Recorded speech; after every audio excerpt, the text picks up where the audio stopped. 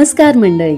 आज पुन्हा एकदा तुम्हा सर्वांचं आमच्या स्पेशल ब्लॉगमध्ये खूप खूप स्वागत. This is a super special blog because आज आहे आमच्या स्मरणिकाचं बोरन्हान. सुरुवातीपासूनच माझी खूप इच्छा होती की माझ्या बाळाचं उत्तमरित्या बोरन्हान करायचं आहे आणि Today is the day I wish with so much of excitement. चला तर मग जाणून घेऊया ह्या खास पारंपरिक सणाबद्दल. बोरन्हान हा आपल्या विशाल कौतुकमय महाराष्ट्रीयन परंपरेमधील एक अमूल्य बालसंस्कार सण आहे. हा सण मकर संक्रांतीच्या शुभ पर्वात साजरा केला जातो. बोरन्हान हा लहान मुलांच्या आनंदाचा दिवस, त्यांचा हक्काचा दिवस आणि तोच आज मी माझ्या स्मरणिकासाठी साजरा करणार आहे. फर्स्ट थिंग फर्स्ट, स्पेशल दिवशी स्पेशल सजावटीसाठी आम्ही निवड केली आहे साखरदाण्यांची. काळ्याभोर पतंगावर पांढऱ्या शुभ्र साखरदाण्यांनी माझ्या स्मरणिकाचे बोरन्हान कोरले गेले आहे. पिवळ्या पाकळ्यांनी भरलेल्या या फुलांनी आपल्या पतंगाला अजूनच सुशोभित केले आहे. बोरन्हान, ज्याला बेरी शावर किंवा बालसंस्कार समारंभ असंही म्हटलं जातं, बाळ जन्माला आल्यापासून ते 5 वर्षाचे होईपर्यंत हा कार्यक्रम साधारणतः मकर संक्रांतीपासून ते रथसप्तमी दरम्यान हा सण कधीही साजरा केला जाऊ शकतो. आमच्या स्मूचे हे पहिले बोरन्हान आहे. यात लहान मुलांच्या डोक्यावरून बोर, ऊस, शेंगदाणे, चॉकलेट्स आणि बिस्किट्स सारख्या गोष्टी ओतल्या जातात, जे फक्त मौज नाही हा, तर यामागे काही खास वैज्ञानिक कारणंही आहेत, जी मी तुम्हाला पुढे नक्की सांगणार आहे, ज्यामुळे ह्याचं महत्त्व अजून वाढतं. आता सादर होत आहे तुमच्यासमोर स्मरणिकाचं नवकोरं वस्त्र. ह्या सणाला काळ्या रंगाचं खूप महत्त्व आहे, त्यामुळे मुलांना आवर्जून काळ्या रंगाची वस्त्र घेऊन द्या. त्याचसोबत हलव्याच्या दागिन्यांना देखील तेवढाच मान आहे, ते देखील हवंच. माझ्या बाळाकडून देखील तुम्हा सर्वांना खूप खूप प्रेम. स्मरणिका तर पूर्ण तयारीत बसली आहे, तोपर्यंत आपण जाणून घेऊया या सणाचं महत्त्व.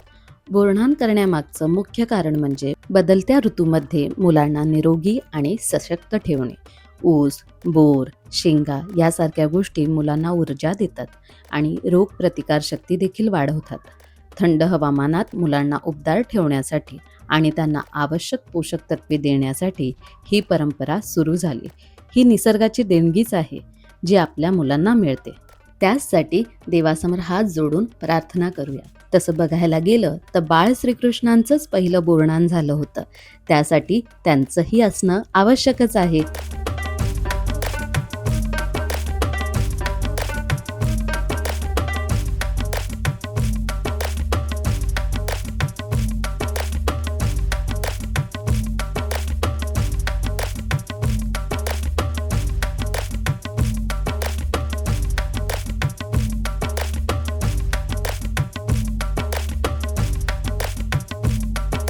हिंदू संस्कृतीमध्ये बाळाचा जन्म हा केवळ एक जैविक प्रसंग नसून ती एक आध्यात्मिक आणि ऊर्जात्मक घटना मानली जाते. जन्मानंतर बाळ अत्यंत कोमल, संवेदनशील आणि बाह्य ऊर्जेला लवकर प्रतिसाद देणारं असतं. त्यामुळेच आपल्या संस्कृतीत बाळासाठी अनेक संस्कार आणि संरक्षणात्मक विधी निर्माण झाले. त्याचपैकी एक अत्यंत महत्त्वाचा विधी म्हणजे बोरन्हान. सर्वात आधी श्रीकृष्णांची पूजा करून घेऊया. त्यासाठी स्मरणिका स्वतः माझ्यासोबत बसली आहे. विधिवत श्रीकृष्णांची पूजा केल्यानंतर आपण मेन कार्यक्रमाला सुरुवात करणार आहोत.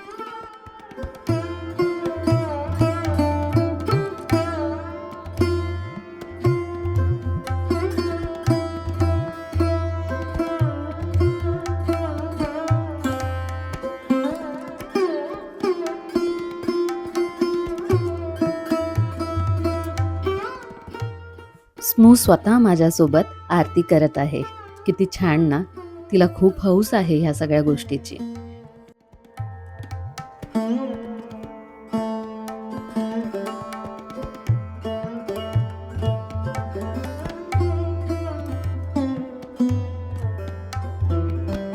आणि हे आहे खरं स्वर्गसुख, ज्यात ती मला एवढं प्रेम करते. आणि आता वेळ आहे माझ्या बाळाचं औक्षण करण्याची. ती खूप शांतपणे हे सगळं करून घेते. तिला खूप आवडतं. बोरणान म्हणजेच वाईट दृष्ट, नकारात्मक ऊर्जा, वाईट प्रभाव दूर करून बाळावर ईश्वराची कृपा, संरक्षण आणि शुभशक्ती टिकवून ठेवण्याचा विधी. बाळ लहान असतं, त्याची ऊर्जा खूप कोमल असते. लोकांचे कौतुक, नजर, हेवा, नकळत लागलेली वाईट दृष्ट या सगळ्यांपासून बाळाचं संरक्षण करण्यासाठी बोरणान घातलं जातं. बोरणान विधीची परंपरा वैदिक काळापासून चालत आलेली आहे.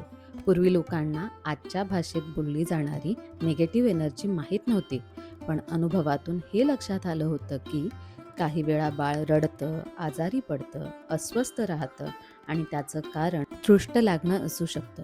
त्यामुळे आपल्या पूर्वजांनी मीठ, मोहरी, मिरची, नारळ, दिवा यांचा वापर करून हा संरक्षणात्मक विधी सुरू केला. चला तर मग सुरुवात करूया आपल्या मेन विधीला. विधी अगदी सोपी आहे. लहान मुलाला मध्यभागी बसवायचं, मग त्याच्या डोक्यावरून कुरमुरे, बोरं यांचा वर्षाव करायचा. हळूहळू डोक्यावरून खाली येणारी कुरमुरे पाहून माझं बाळ, माझी स्मरणिका किती आनंदित होते.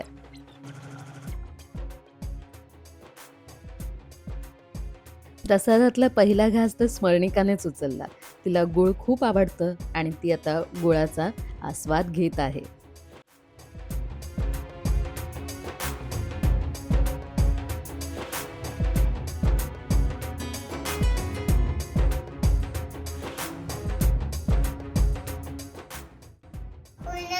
हां, खा खा.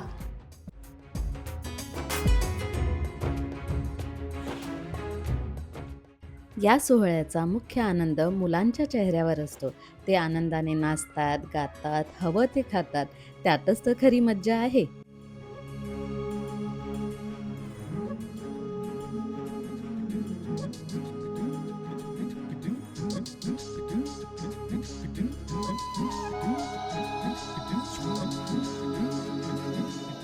मकर संक्रांतीचा सण आणि मानाचं गोडधोड नको का?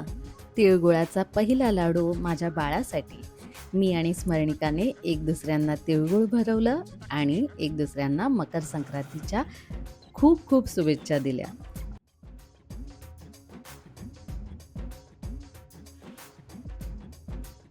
व्हिडिओ इथपर्यंत बघण्यासाठी धन्यवाद मंडळी. पुढे देखील खूप मज्जा आहे.